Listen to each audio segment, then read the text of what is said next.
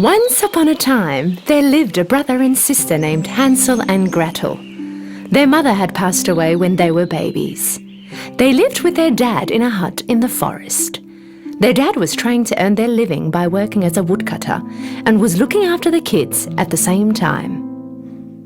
A couple of years passed, and struggling to juggle work and 2 kids at the same time, their dad decided to get married again.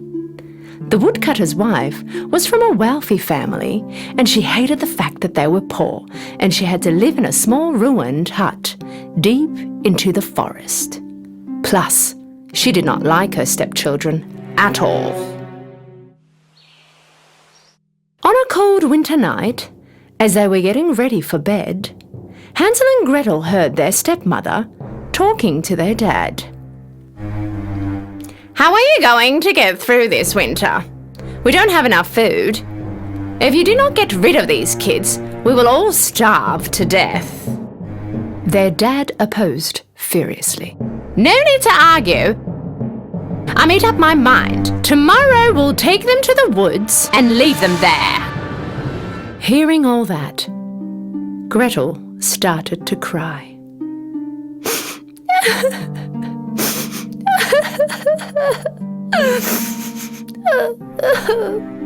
Her brother Hansel comforted her. "Please don't worry, Gretel. Somehow we'll find our way back home." Later that night, Hansel snuck out and collected as many pebbles as he could in his pockets.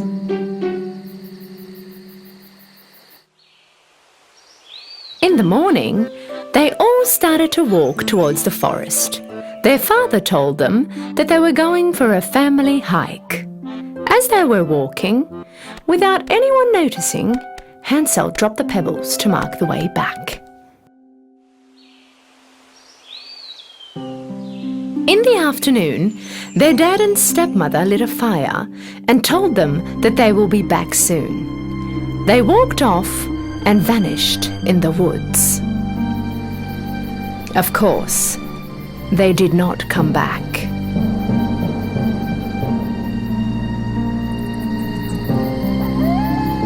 When the night fell, the horrible sounds of all the wild animals in the forest started to echo around them. Shivering with the horrifying sounds of the wolves, Hansel and Gretel did not leave the fireside until the moonrise. Then they started to follow the pebbles shining in the moonlight and walk towards home. "Well done, Hansel. This was very clever of you." When the kids came back home, their dad was very happy and surprised at the same time.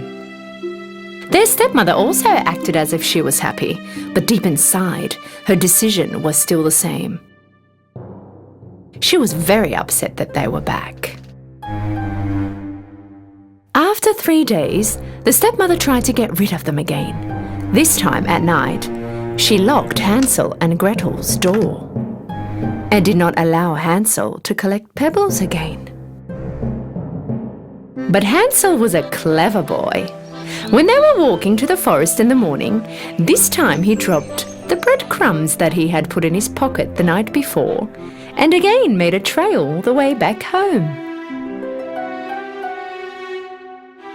Around noon, their father and stepmother made up an excuse and went off, leaving them all alone in the forest again. Realizing that they were not coming back, Hansel and Gretel wanted to start walking back home before it got dark. But this time, they could not find the trail they left because all the breadcrumbs were eaten by the birds. Gretel started crying. For the first time, Hansel also felt hopeless. This time the kids were really lost. With no food and scared to death, they wandered around the forest for 3 days. On the 3rd day, they saw a bird, white as snow. The bird chirped songs with its beautiful voice for them.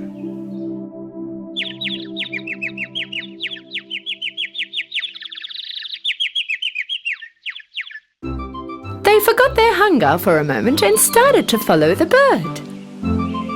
The bird brought them in front of a funny-looking house. This house had walls of bread, a roof made out of cake, and windows of candy, and was covered with colourful cream all around. Hansel and Gretel could not believe their eyes. The house looked incredibly delicious.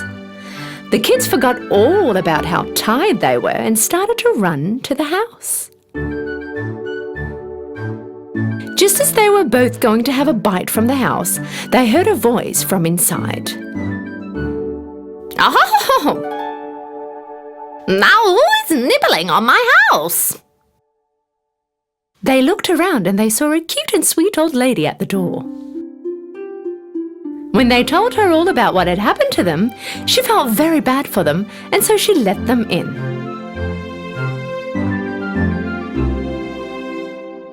The inside of the house was very different from the outside. It was dark, scary, and it didn't feel right. But because they were so tired and hungry, the kids did not care much. The old lady brought all kinds of food and desserts for them, and the kids ate food that they hadn't had before.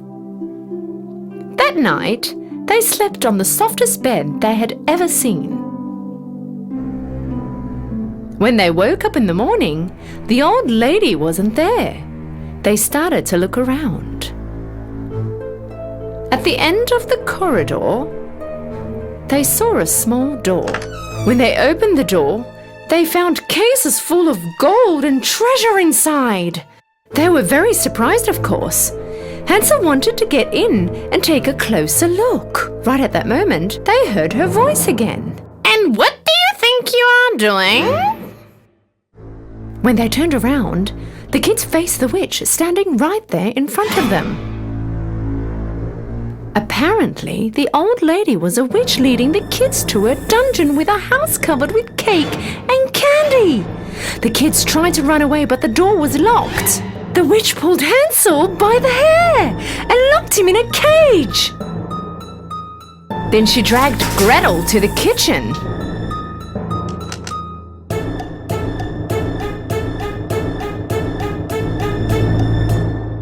Your brother is too skinny.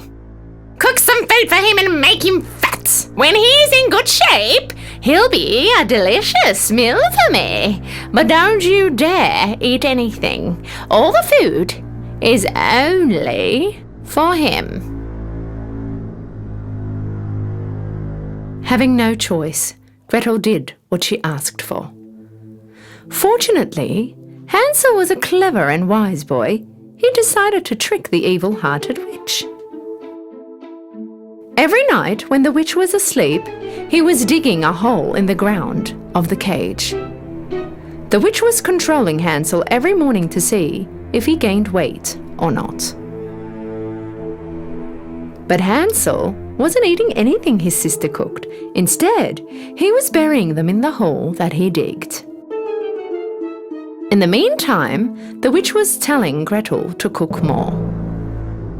This went on for days until finally the witch had enough. Fat skinny? I don't care anymore. Today I will make Hansel pie. She turned to Gretel. Look in the oven to see if the dough is baked enough. Although she was in fear, Gretel was also a wise girl just like her brother. She understood that the witch was going to push her in the oven. I can't get my head in there and see the dough, whined Gretel. The witch pushed her aside and stuck her head inside. Gretel gathered all her strength and pushed the old witch into the oven and closed the oven door.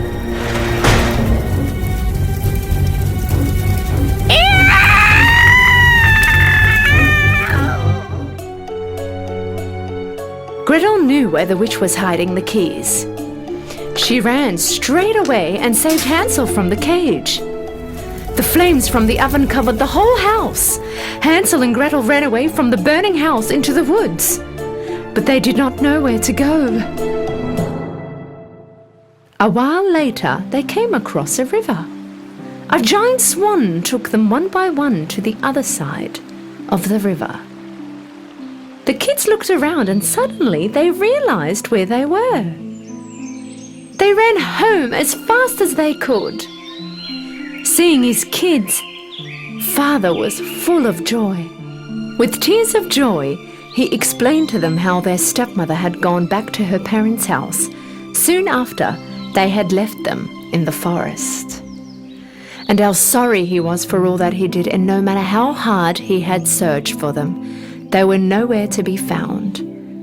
The kids loved their father very much, so they forgave him. But another surprise was waiting for their father. They both reached their pockets and brought out gold and diamonds they had found in the witch's home. Their father could not believe his eyes. All the problems that their family had ever had went away, and they lived happily ever after.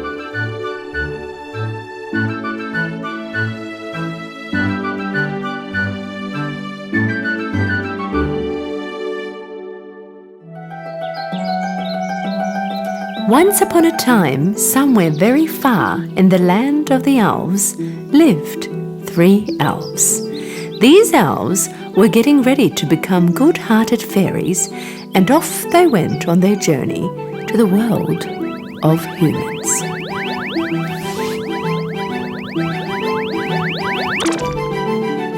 Our duty awaits for us, guys. Come on. I'm very excited. Finally, we too will see the world of humans.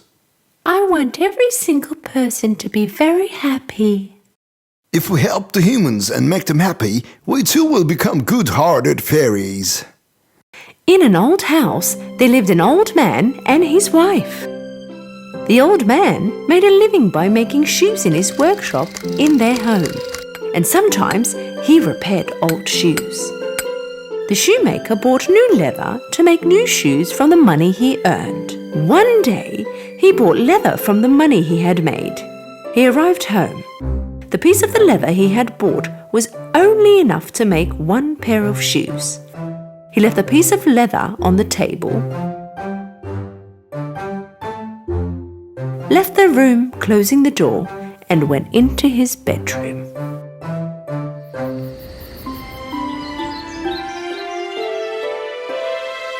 In the morning, the shoemaker woke up. Sitting in his bed, he had a good stretch. He thought about the type of shoe he was going to make.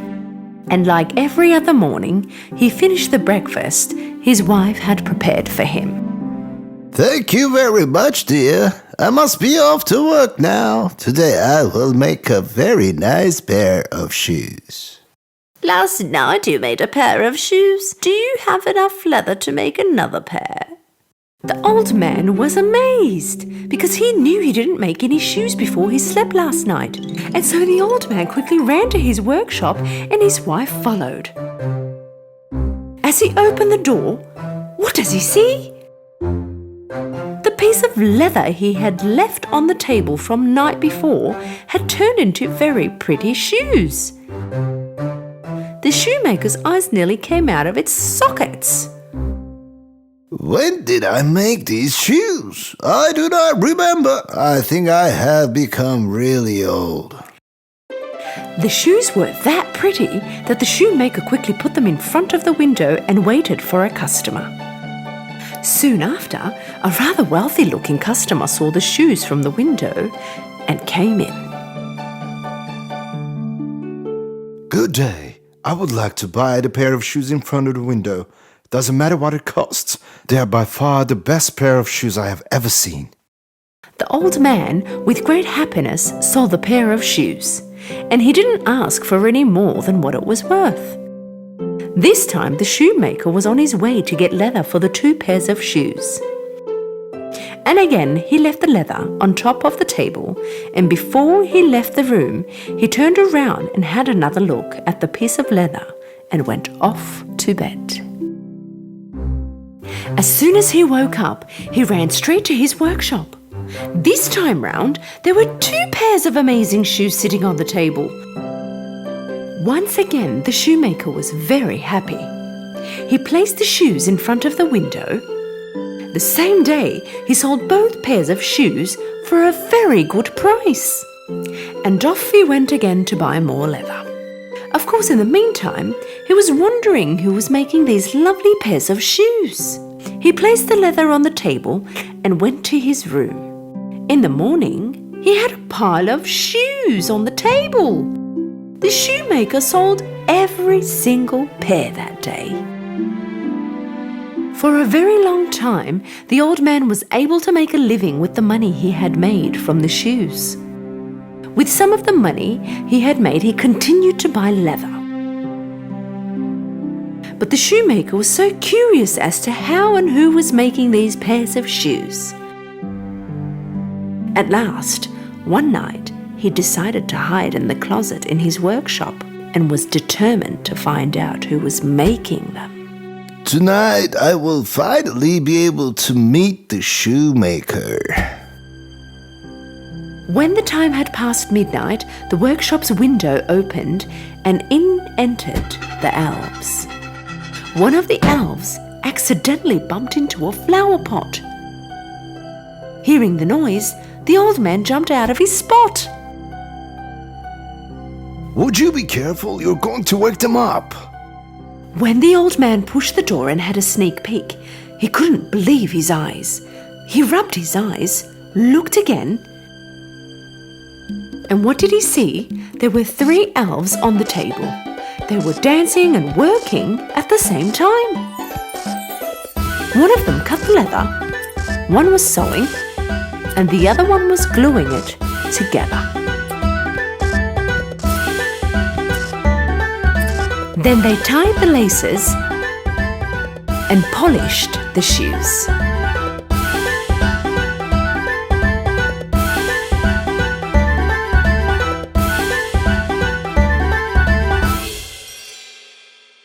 The elves were working so fast that with the flick of an eye, there were countless pairs of shoes on the counter.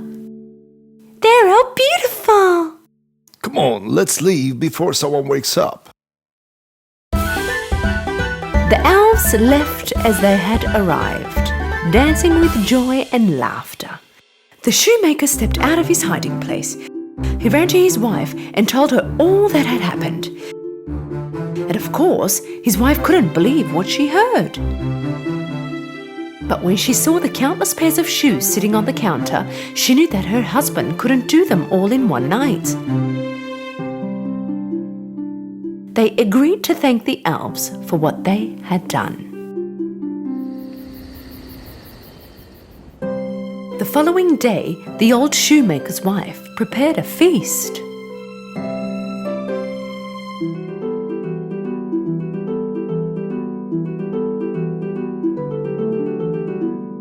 At midnight, when the elves arrived at the workshop, they saw the feast on the table. Look at all that food. Do you think it's been prepared for us? Of course it is for us, you silly. Otherwise, why would they bring it at this hour? I think we have completed our mission in this house. Now we can go to the other houses that need our help. The shoemaker and his wife woke up and walked into the workshop, and instead of seeing the food they had left, they saw a pile of shiny shoes. After that day, the elves never returned again. The old shoemaker and his wife were able to get by with all the money they had earned for the rest of their lives. The shoemaker thought that after working for so many years, this was his reward. That is why he never stopped making shoes, and whenever he thought about the little elves, he was forever thankful and grateful.